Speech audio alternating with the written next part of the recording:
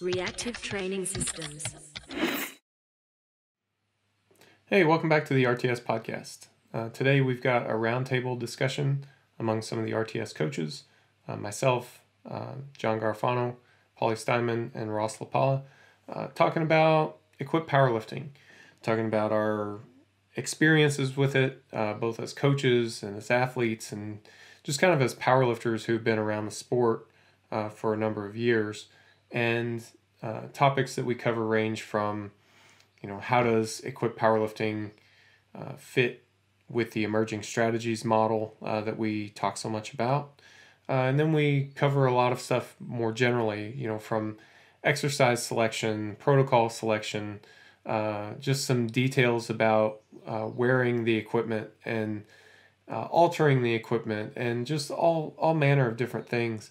I would say that the conversation, like the level of conversation, ranges from people who are more introductory level equipped lifters up through intermediate lifters. I think maybe if you're a super advanced equipped lifter, I'm not sure how much what we talk about is for you specifically. Maybe the emerging strategy stuff is helpful, but really, if you're in those ranges, kind of beginner to more intermediate with the gear, hopefully you get a lot out of this. So without any further delay, here's our roundtable discussion on equipped powerlifting. Hope you enjoy it. All right, so today we wanted to have a conversation about equipped lifting.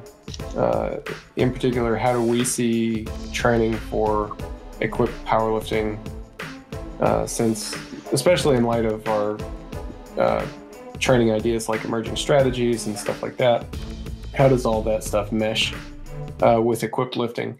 So maybe that would be an interesting place to start, is just kind of with the emerging strategies model. Now, of course, we're going to assume that anybody listening to this is kind of familiar with that model. And if you're not, I definitely recommend checking out the YouTube video for that on the Reactive Training Systems YouTube channel.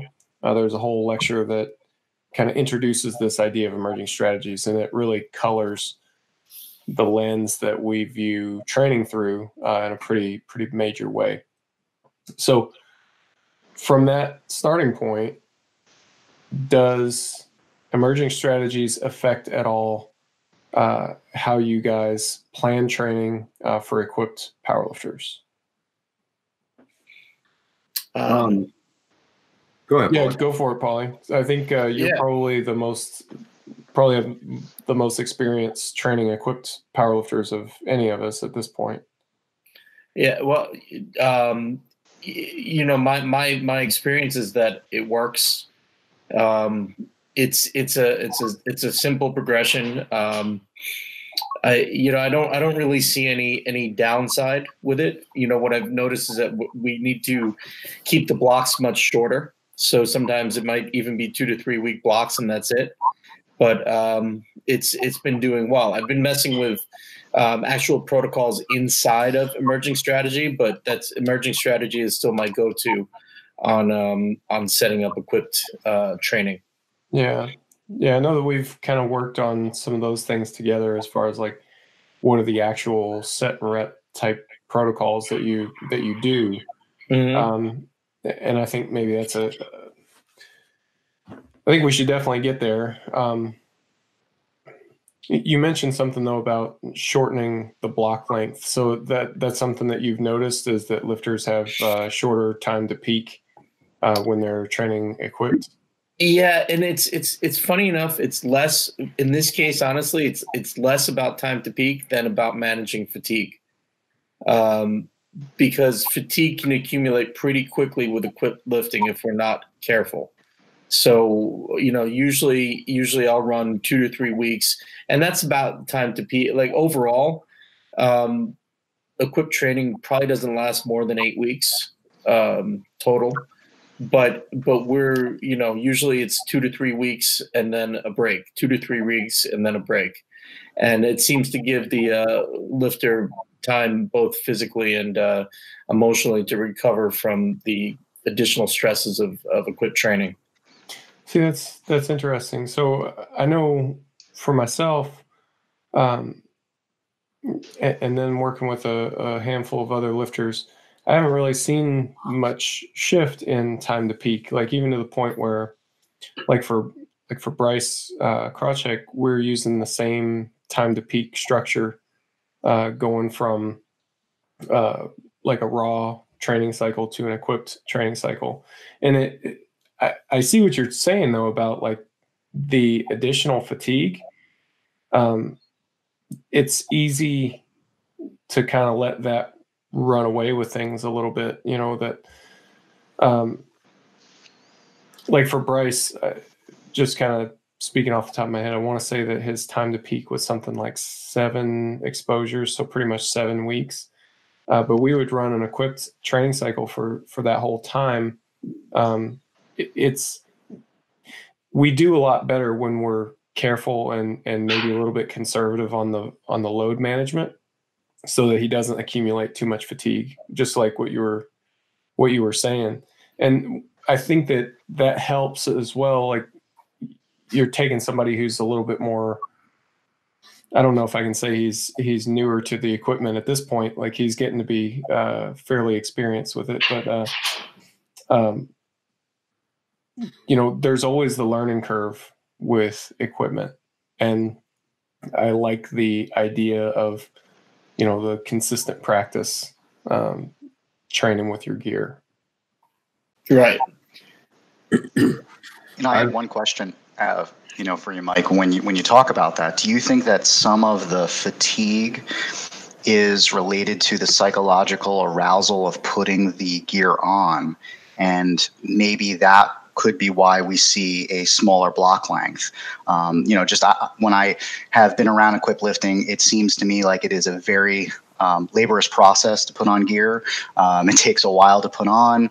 And then there's just some sort of psychological arousal of just changing your technique from raw to equipped. So I was just curious, Paulie and Mike, if you see that. Yeah, well, it's funny enough. It's the arousal, and it's the fact that people are moving anywhere between, you know, depending on the lift, anywhere like upwards of 50 kilos more than they're normally used to moving. So, I mean, and it depends on where we are in the cycle. So something I want to circle back to is just getting into gear, just breaking in a shirt. And so there's a lot of, for instance, breaking in a shirt, breaking in a suit, having it chew up your skin, having brand new wraps chew you up. You need to actually physically let yourself recover, let your skin heal sometimes. And also breaking in a shirt, very rarely does the first time in a shirt go well. And so we have to allow for the lifter to emotionally recover from that and know that it's going to be okay. Because you know, I've seen it enough now where, you know, second time in, third time in, all of a sudden it's like magic. But we have to bridge that gap so that the lifter doesn't get demoralized. Honestly, it's the same thing in a new suit or especially a deadlift suit. I've had people, you know, spend, you know, 45 minutes just trying to touch the bar, and they have to get over that. Yeah, it's a frustrating session. Yeah, exactly. So we need to kind of then give them a little bit of time to air out, breathe, and make sure that they're physically, emotionally strong enough to come back and do it again. So John, yeah, there's definitely there's the arousal issue, but not maybe in the way that you were thinking, but there's a lot of emotional discord, if you will. Yeah, just like things not going the way that you want them to go. Yeah, that's that kind of frustration has to be dealt with. Yeah, it's real. That ties into a few adjustments that I've found to make for a few of my equipped lifters as well. In terms of like managing the volume and intensity, a lot of times I've found that for squat and bench, we typically stick to singles or doubles in the equipment and get the volume in on the raw lifts so that they're not trying to have to do a bunch of rep work in the equipment. And deadlift, for one of my guys, we don't even do any volume in the suit. He'll pull a single in the suit and then we'll drop back to raw volume. because he just gets, especially the skin gets too beat up from all that work in the equipment. But obviously we still need to get a little volume in there. And then the other big adjustment has been taking a page from Mark's book and using the half frequency development blocks, where 1 week will be equip lifting and the next week will be raw lifting, and bringing that into the meet and timing it so that usually with him we'll run a taper and do a taper the meet week, so that we're not going into the meet from the hard equip lifting, but we're not going into the meet from a raw session as well. Yeah, that makes sense. Yeah. You know, that brings up a good point. So both you guys have mentioned basically skin issues being a concern, right? That the gear is tight, it's unforgiving, and, you know, yeah, it does, you know, potentially cause some damage there. So given that time to heal is important. So things that we might normally reach for, or that you might normally reach for a raw lifter, are kind of out. You know, like you can't have them squatting in equipment 3 days a week. You can't have them benching in equipment 4 days a week. It's just not going to work. You're pretty much limited to once, maybe twice, you know, in terms of frequency. So there's still plenty of opportunity to get in things like raw volume and stuff like that. Ross, I'm definitely not saying that, you know, my way is the only way here or anything, but I think it's interesting that I would say you're more typical in the fact that you tend to shy away from some of the high rep stuff in the equipment. And my athletes, I think, hate the fact that I'm not one of them. I'm perfectly willing to program, you know, 4 or 5 reps in some gear, especially for a bench shirt.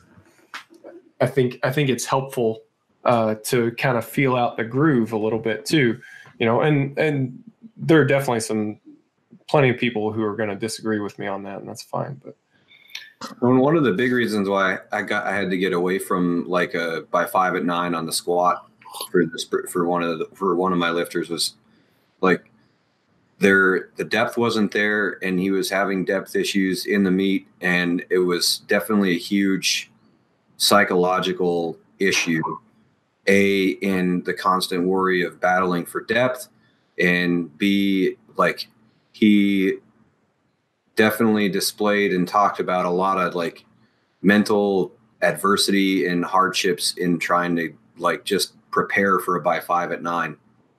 And yeah, at the end of the day, I just didn't see the value in that continued struggle. And we found better results in a modified method and not trying to force him down that road.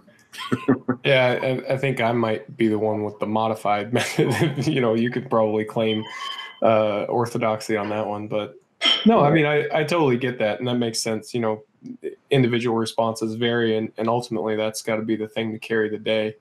And I think it's an interesting approach. It's something that I want to mess around more with, like doing maybe even like just singles in equipment, you know, letting them get a lot more. Like, I think you've got to limit your equipment tightness anyway, because you're not going to do all of your singles, you know, above your opener, basically. And most of the time, if you're wearing competition gear, it's going to take at least your opener to touch the chest or to get squat depth.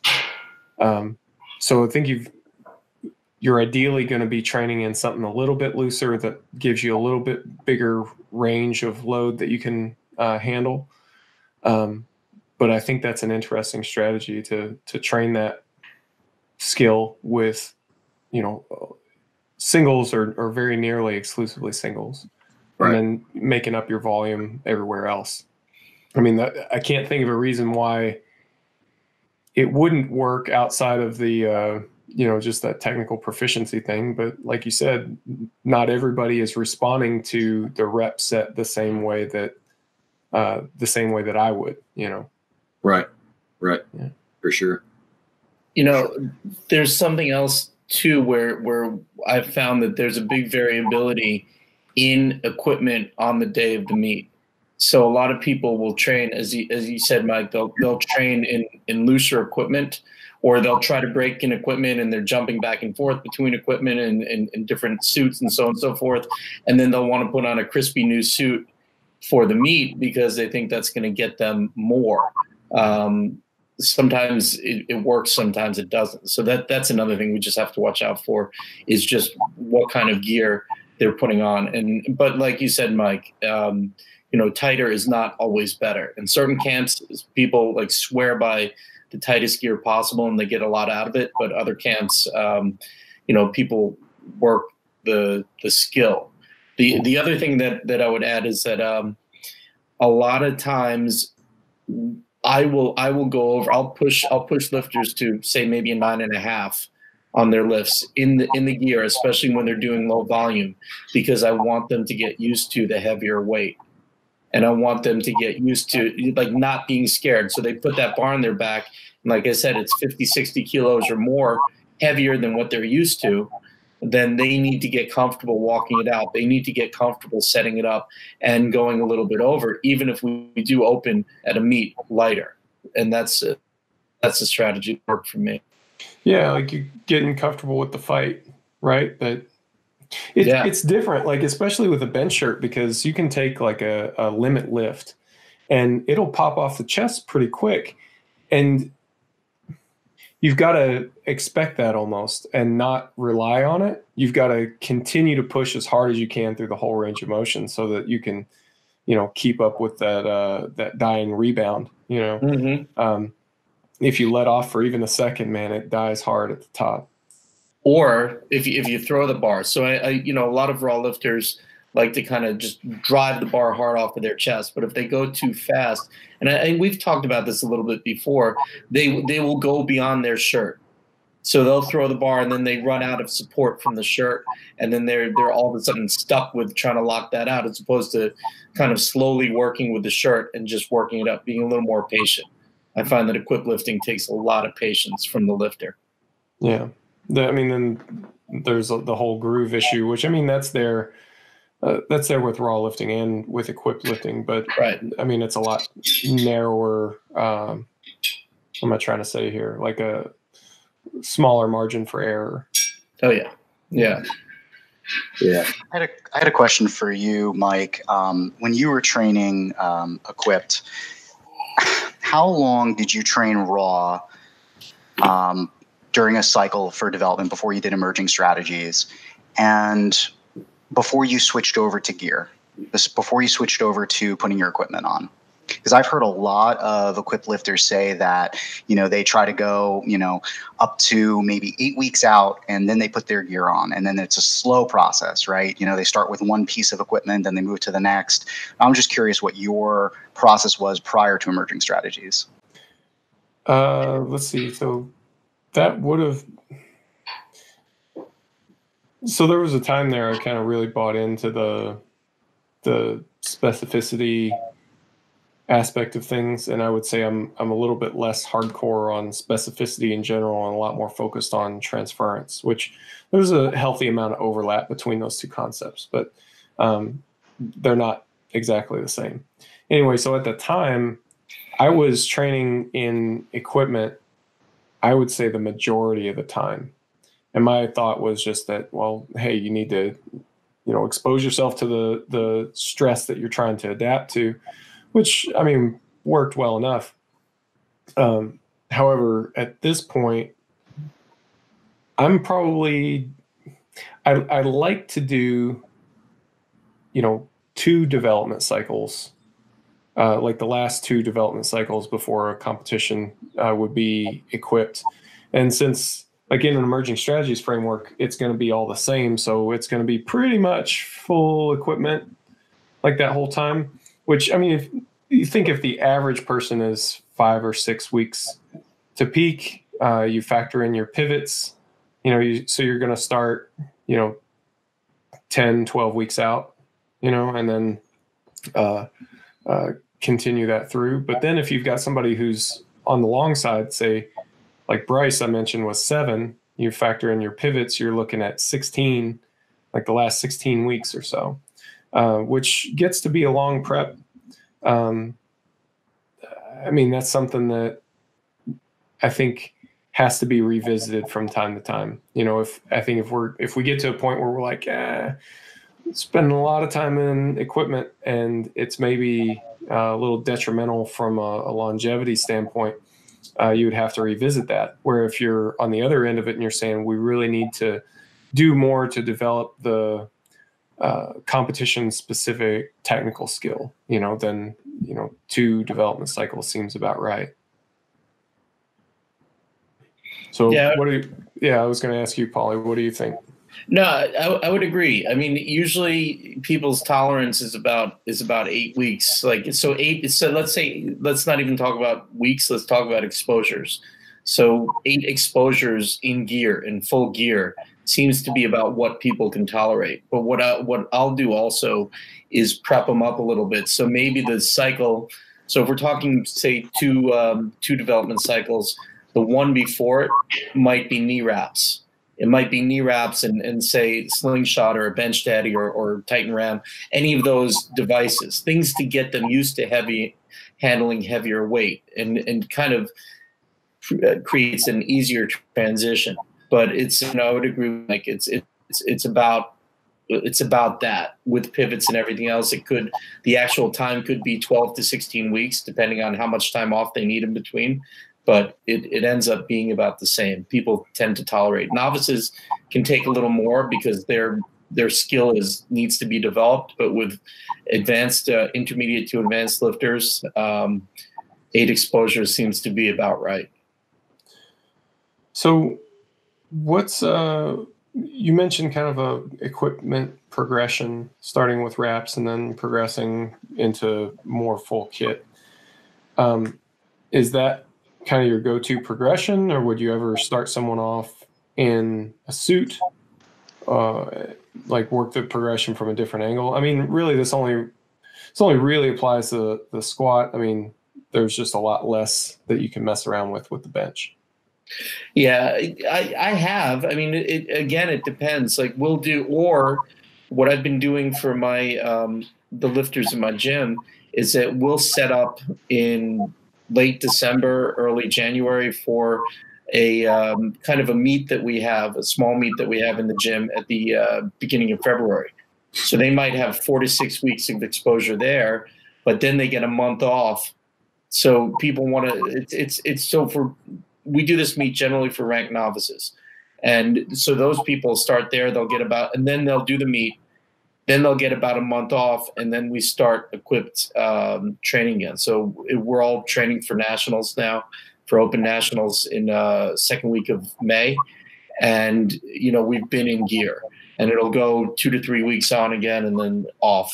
But a lot of my novice lifters have had an extra month's exposure and then a month off, just going back to raw. Does that answer the question? I think so. Okay. So, what about you, Ross? Do you typically work those equipment progressions, or do you jump right into it? How do you handle that? I've typically not worked the equipment progressions. I haven't really felt that I've needed to, as far as the lifters that I'm working with that are equipped lifters are experienced, and especially, being online coaches, it's hard to, I suppose, work the equipment with them. So, make sure to ask them what kind of support system they have at their training facilities. Like, their buddies equipped lifters, are they good with helping get in gear and get those adjustments to get the gears going and stuff in the initial week to 2 weeks or whatever of the training? And they all have pretty good support systems as far as the equipped communities around them. So it hasn't really, I haven't seen the variables that would warrant a progression just yet, but it's definitely one of those tools to be aware of. I think in general, like, equipped programming isn't necessarily, I don't really approach it much differently than raw training. It's just a different set of variables that you have to consider. But otherwise, like, the main core process of how you build that program is the same. So let's talk about that then. What do you see as being some of those outcome differences? Like same process, but it typically manifests in what kind of differences? I mean, the common thing to point back to is increased emphasis on lockout strength, especially in the bench press, but Right. really in all three movements. Is that kind of what you're getting at? Like when you're doing like weakness analysis and things like that, you're basically coming up with a different answer to those questions than you would for a typical raw lifter? Yeah. Basically, you have, okay, what are our 3 competition lifts, and what are the weaknesses of those lifts so that we can address those weaknesses? And that is obviously going to drive the exercise selection. And then obviously when you're developing the volume and intensity of the competition exercises, look and see, obviously if we're doing a bunch of singles because it's equipped lifting, well, the program kind of generally lacks a little bit of volume. So where can we build some of that volume into other places? And then obviously, usually the go-to answer with some of that is have a little bit more volume in the accessory lifts than what I would typically have for a raw lifter. Or obviously you could do that as well, building that into some of the supplemental lifts. But yeah, I suppose the general process is the same, right? Look at the comp lifts, address and look and identify the weaknesses, and build from there. I like that as far as like noting that it's the same process. You just feed the system different inputs basically, and you get a different output. That Right. Hey, it's the same process. We just have a different set of constraints. The weaknesses in the lift are different. The skills that need to be practiced are slightly different, but you're still going to go about practicing them in similar ways. And you, like we mentioned, most of the other constraints, as far as I can think of right now, like you can't train it with high frequency due to just your skin tolerance. Yeah, I mean, that's the main thrust of it. The other thing that I'll say that kind of can potentially complicate this is if you're working with somebody that doesn't have a whole lot of equipment, like maybe they've got one squat suit, one bench shirt, Right. You want to train in that stuff, get used to it, develop your skill, but you also don't want to wear it out, and that can be a tough balance. Paulie, so this is something that you mentioned. Lifters a lot of times want to break out a brand new suit or something like that for the competition, and then it doesn't fit quite how they expected it to, or something along those lines. Do you think that that's just the fluctuation in the lifter? Like maybe they had to make weight and their body shape is just a little bit different, or is that just a difference in the manufacturing of like subtle differences in the way a shirt or suit is made is going to manifest in a fit difference? I think body weight plays a huge part in this. So we spend an inordinate amount of time compared to a raw lifter talking about body weight and knowing where our lifters' body weights are. Depending on the going to Worlds or going to nationals, we actually try to carry as many suits as we can with a couple pound variance for each suit. So we've got a light, heavy, and just regular fit a lot of times, and that's how many suits a lifter needs to carry. I think to give themselves the best advantage. It's funny. I remember a couple of years ago, just doing equipment check for Nick White, and when he was showing up for the deadlift, and he had probably about 8 deadlift suits, and each one of them had a different reason and a different purpose for and he had to, and it was just kind of a call right then and there. And I think I recall in the warm up room, it wasn't one suit wasn't working out. He changed suits right there just to find the perfect suit that fits. Now that's extreme. to have that many suits, but usually, people travel with 2 or 3 pieces of each gear. Another part of it is just experience, and sometimes the lifter is a little bit too overshooting or a little bit too aggressive on what they think is going to work. And if they haven't tried it before, if it's a brand new suit, if they have less experience or a brand new shirt or whatever it is, then they might get something that's a little bit too tight that doesn't fit. And then as you said, Mike, the last thing is every one of these suits are handmade. Yeah. So because of that, there is slight variability. And so people lifters get very superstitious about their gear, and they want to use it as little as possible. They have a process for the way they wash their gear, if they dry their gear, what they do, like everything matters, and it does have carryover. And then when they find something that fits, they want 10 of them. Yeah. So all of that comes into play. And then going backwards, to something you said earlier, I'll usually have my lifters, for instance, with bench, which is arguably the most technical of the 3 equipped lifts. I'll have them start in what a lot of experienced lifters, they're still calling it a raw shirt, but it's starting in something like an F6 or a Fury.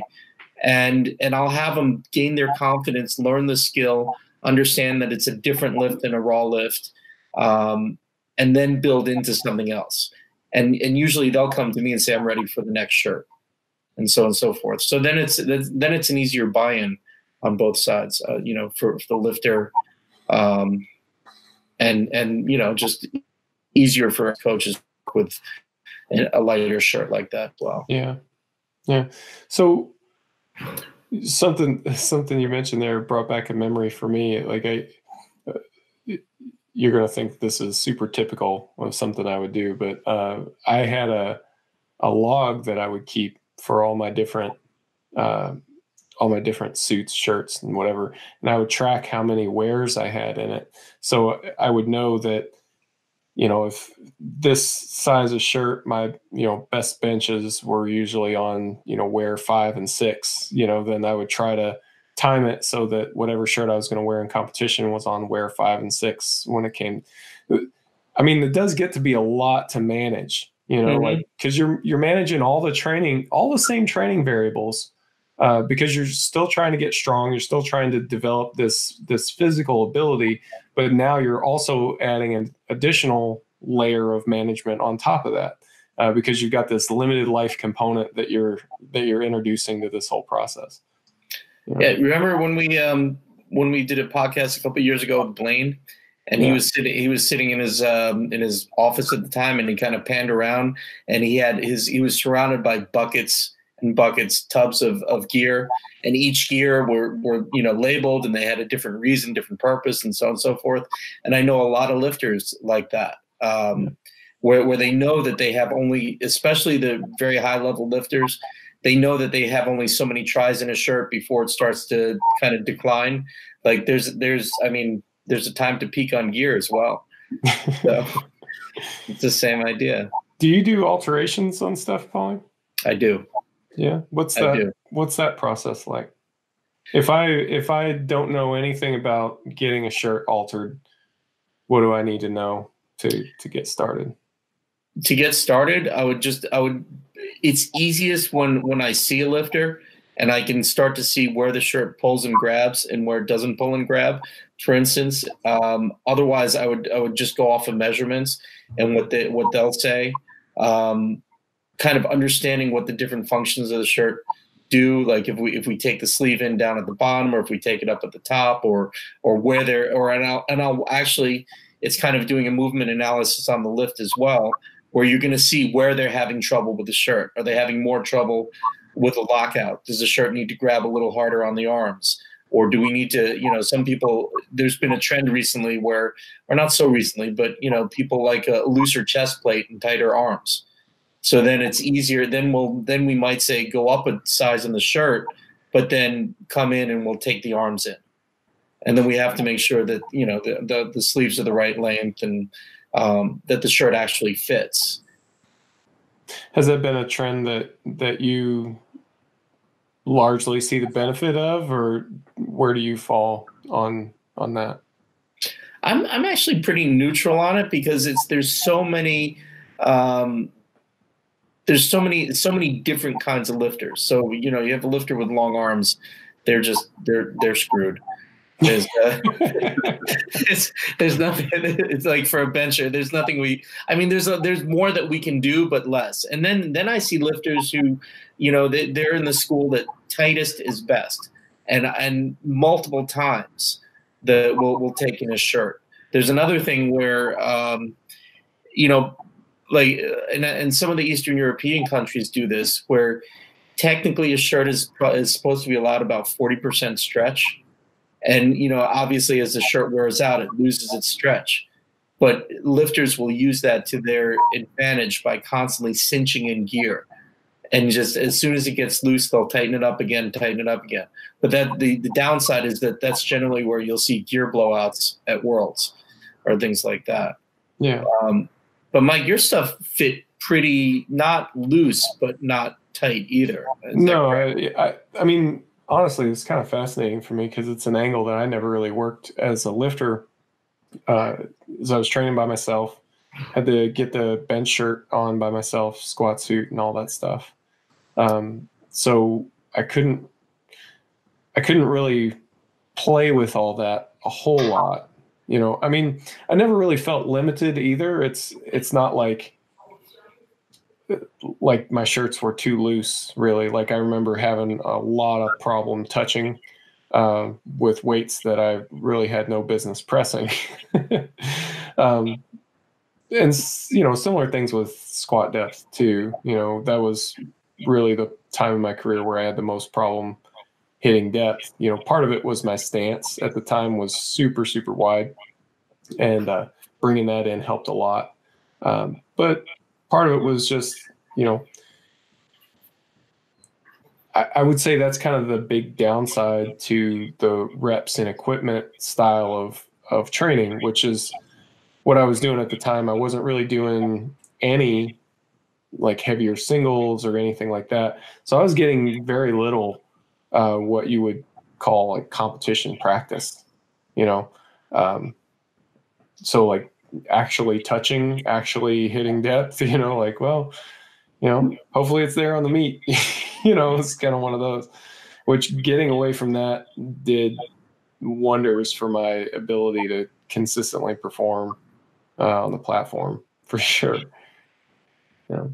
Yeah, I subscribe to the school of touching before a meet, at least touching your opener before a meet. And there's a lot of people who will only go to a 2-board before competition, and they say, well, the weight's going to be heavier, and so I'll be able to touch. And I don't see that working as consistently. And I firmly believe in hitting full depth before, because it's the same idea. They're saying, well, the suit's tight, and when I go heavier, I'll be pushed down, but there's no guarantee that they're going to get up. No.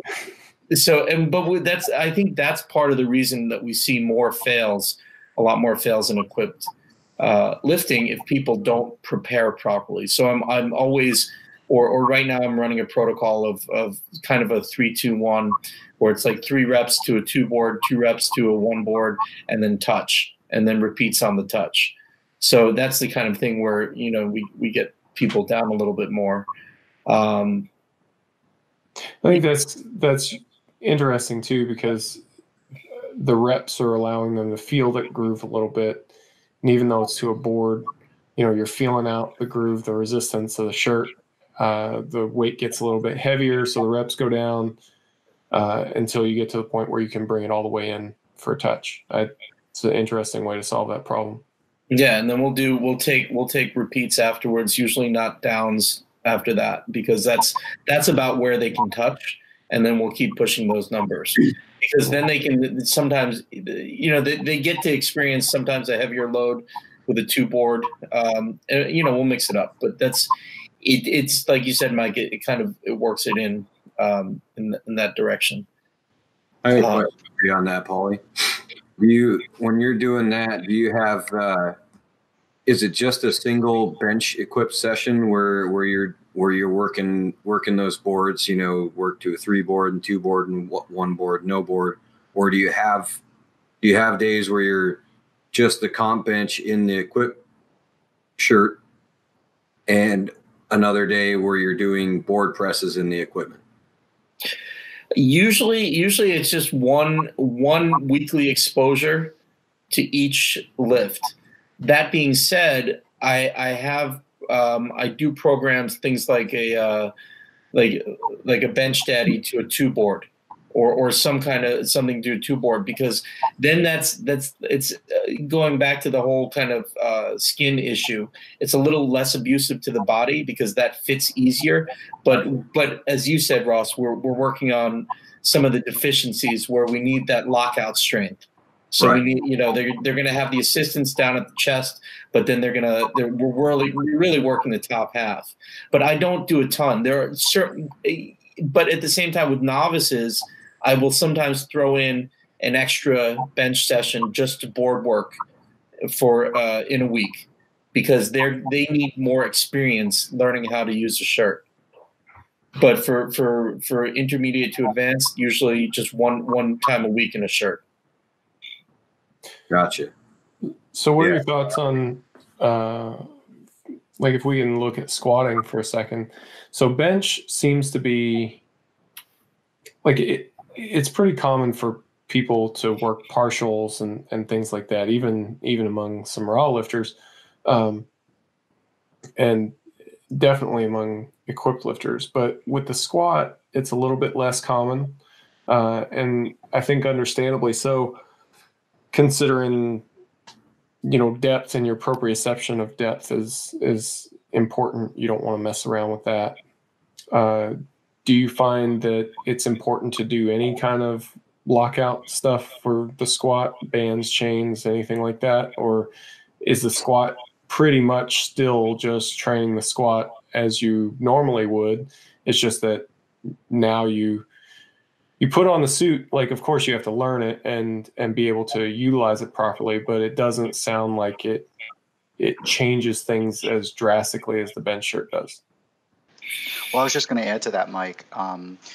I've seen and I've witnessed a lot of equipped lifters using reverse band work in the squat, and I'm most curious about that, Paulie, if you use that as a tool, and kind of how you use it. Yeah, it's funny. I haven't used a lot of reverse band work, but we did just proceed. We just proceeded our equip cycle with banded squats with an average band, which is about, I think, 50 to 120 at the top side of the squat. So people have to, and the way we have our band set up really forces people to also stay in their groove, because as we all know, as Mike said before, our tolerance band is very, very small. You're just slightly out of the groove, and it's bad, not good. But we don't do a ton of reverse band on that, because it's just I haven't seen a carryover. One thing that I will work on is the old kind of squat to foam on a box, and specifically foam on a box, because I want the foam to kind of decelerate the lifter, but I want them to get comfortable with moving quickly down into the hole. So it's kind of opposite world again, where they have to have the confidence to aggressively accelerate with more load than they've ever had on their back, especially for a novice lifter. So that seems to work all right. So, go with like 8-inch foam sometimes and just have them sink into it, but know that it's okay and know that they're going to get back up. But I will do the same protocol for squats, where I'm working more volume. And then if I'm wrapping the knees, I'm wrapping a little bit lighter, or I'll just tell the lifters to kind of just don't wrap it the same 10 every single time. Save that for their comp, for their top end, but wrap a little bit lighter, and maybe we'll do a triple with straps down and knee wraps, and then we'll go to a double with straps up and a little bit tighter knee wraps, and then we'll hit a bunch of singles, because then they can have the experience of walking out, settling, letting the bar stabilize. People tend to tumble or stumble a little bit when they're getting used to knee wraps and a suit, and just give them that experience as well. Yeah. The managing of the wrap tightness is, I think, kind of a go-to way to do some of that. But you're also constrained in a little bit of a different way because you're dividing your available time, available volume between the squat and the deadlift. Whereas for the bench, it's basically just bench, so there's more, training volume available to do things like partials and whatnot for the bench. But, like the way that I write training, we've got 3 slots that are dedicated to improving the squat. So if I'm training an equipped lifter, one of those is squatting in equipment. Another one of those is probably some kind of raw squatting, probably just competition style raw squatting. And then the third one tends to be something supplemental, more muscularly focused. So there's just not a whole lot of time available where, you say, hey, actually the return on investment from working a partial would be worth it. Exceptions of course are there. Like I might have them take that raw squatting movement and make it squatting with chains or squatting with bands. And I suppose reverse bands could be in there. That just tends not to be a big favorite of me personally. But that's where I would put it if I was going to do it, We do partials on the deadlift. I'm a big fan of we use blocks to pull as opposed to a rack. So, doing block pulls for the deadlift just to help with that same lockout. And the thing about the deadlift is I'm least concerned about that because for the most part, that has the least amount of there's a much lower difference between a raw deadlift and an equipped deadlift. Yeah. Lifters aren't getting a ton out of their deadlift suits. Yeah, so that was one thing I know for me personally. I always felt like the deadlift suit was pulling me out of position, and it does seem like sumo deadlifters are able to draw a little bit more benefit out of a deadlift suit than a conventional puller. I ended up pulling more or less the same, in a deadlift suit versus raw. It's just a deadlift suit, I felt like I was in a more vulnerable position. So I ended up just not doing it. I was pulling raw. I wasn't getting anything out of it anyway, so may as well. That happens to us in meets where we'll just say skip the deadlift suit. Yeah. Just get the total.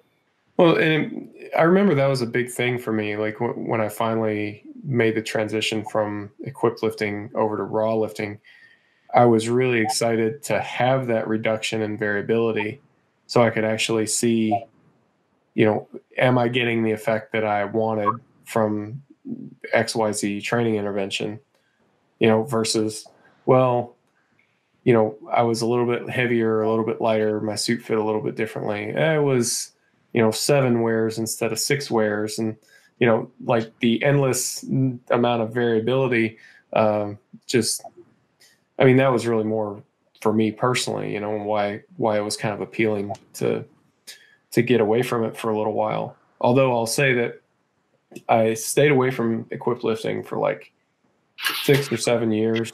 And then I did a training cycle with some equipment. Again, I'm planning on going to a meet that just kind of didn't happen.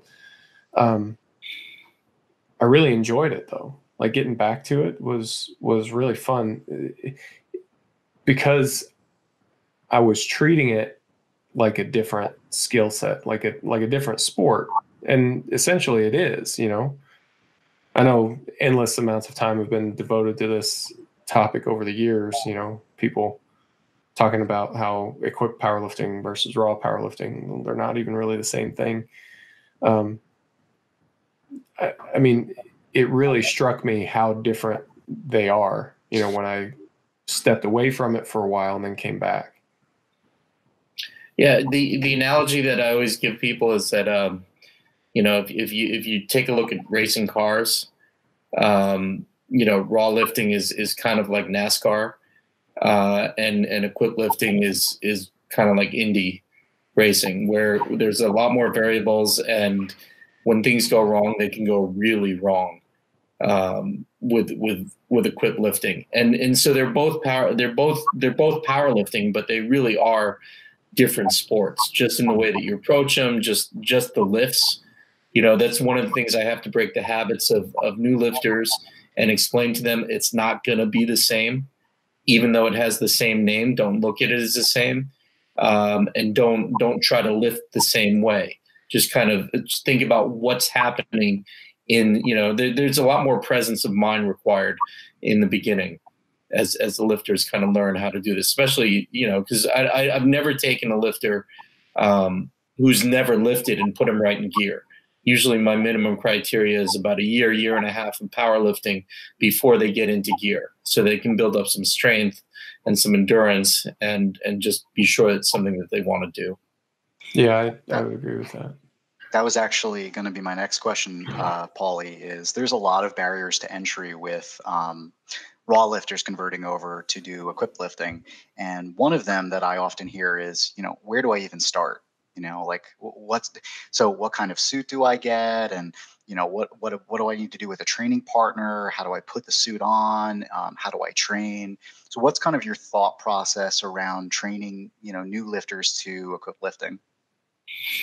I say go start with light gear, start with easy gear.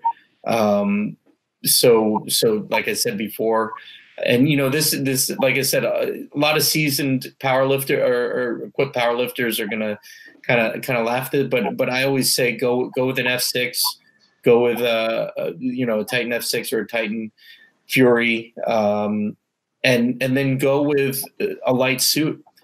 Go with something that's going to be light and loose. And there's enough people out there where you can always sell the gear if you want, or you just keep it as your training gear afterwards, and then you upgrade, and then you move to something a little bit tighter, a little bit stiffer material. And kind of, if someone's training alone, be safe and do what they can alone. Don't try to spend all this time wriggling into something ridiculously tight and get yourself into a bad situation. Just don't do that. The other thing is to seek out a group of people or a gym or something where people can train, or at least people understand the training. Even if you're still the only equipped trainer, the equipped lifter in a group, and there's other people who can help you, that's very desirable. So what we do here at the gym is that, we have a culture where we even have people who come in and they volunteer just to be the support crew for our equipped lifters. So someone's going to come in and help set shirts and help people wriggle into their suits and roll knee wraps and wrap knees and spot. So we always make sure that we're safe, and we always have spotters when we can. So it's there's a couple avenues, but one of the things that I want to do is make sure that there's as many places for people to do this as they can, so that they do have an option. Yeah, I'll second the safety concerns as well. Like, I've had a couple of really near misses where it's like, boy, you're good thing you had those safety pins set. Otherwise, that was going to be a way different day. And I know that Blaine has had some, you mentioned Blaine earlier, he's had some pretty public close calls as well. When things go sideways, it's fast and it's a lot of weight, and there's probably going to be very little that you can do to stop it or get out of the way. So you got to think ahead. You've got to always kind of have this exit strategy in mind, like what's possible to go wrong. Like, well, my shirt could blow out and then what, or I could just misgroove it and drop it toward my face. And how am I going to get out of that? Like, well, if you have the safety pin set, that covers you in a lot of scenarios. And I'll say that I've had some really near misses where the safety pins saved me, even though I had a competent spotter. So having a spotter, especially in equipment, is, in my opinion, not enough.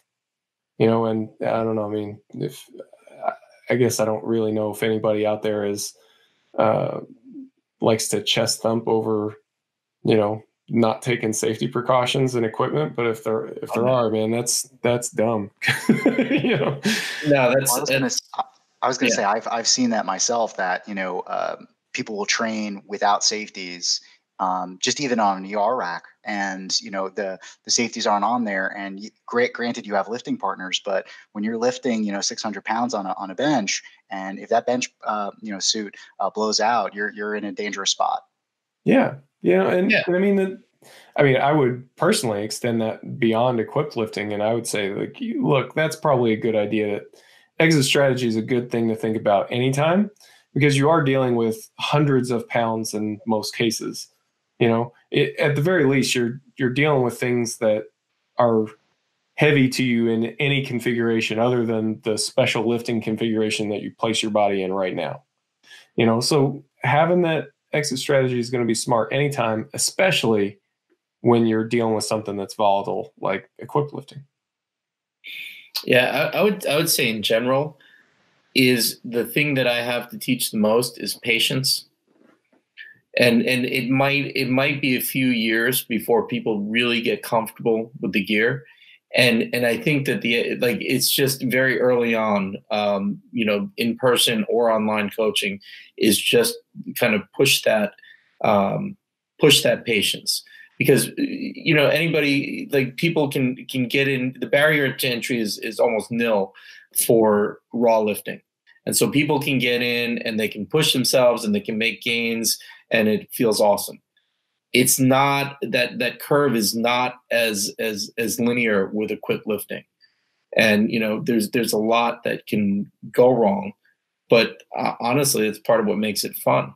There's a little bit more danger to it. You can move a little bit more weight. You feel accomplished, et cetera, et cetera. So, you just have to balance that out, and then allow the lifters to take the wins when they come.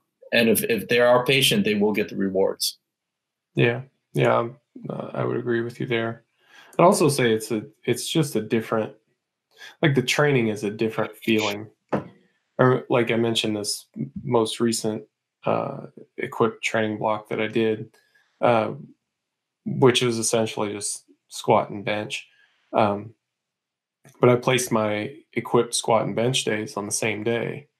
And I mean, truth be told, there was only 4 working sets of squat, 4 working sets of bench. So you've got a training day that's only 8 working sets, but it still took like 2.5, 3 hours. And by the end of it, man, I was wiped out. Yep. And it's like a different kind of brain fog type of feel. I mean, I'm kind of going off on a tangent here, I think, but like in the old days, lifters talked about CNS fatigue, and then we've kind of come along and debunked that idea that CNS fatigue isn't a thing.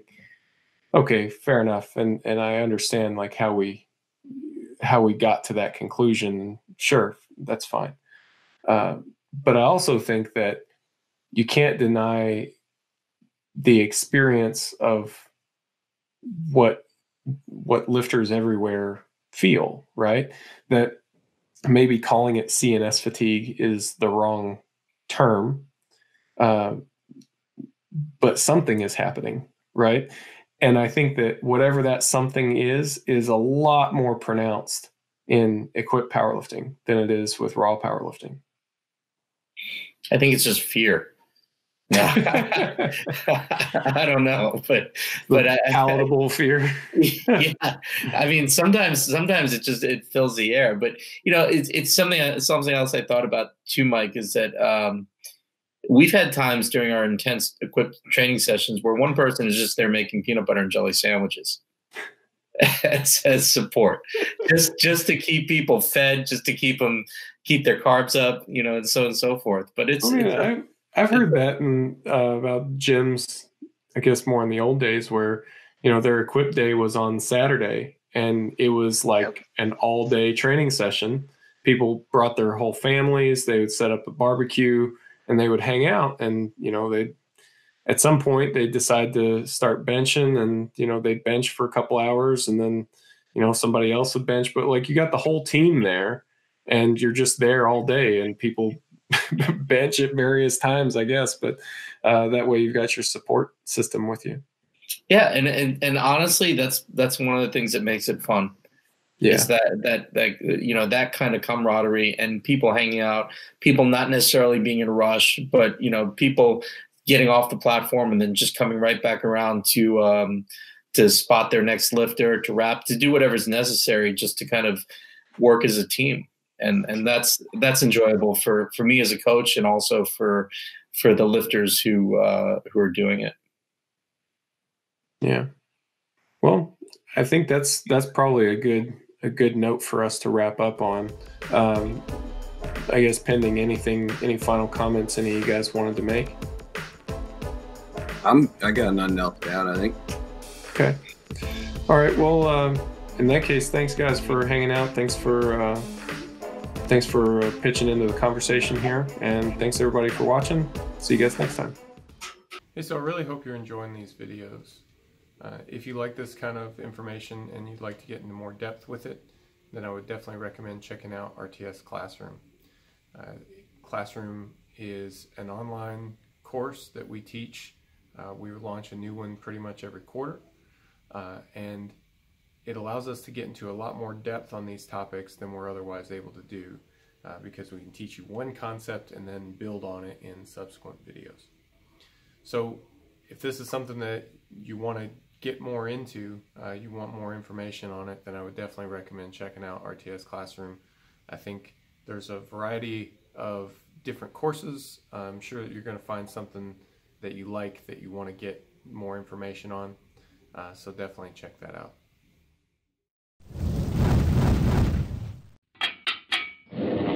Reactive Training Systems.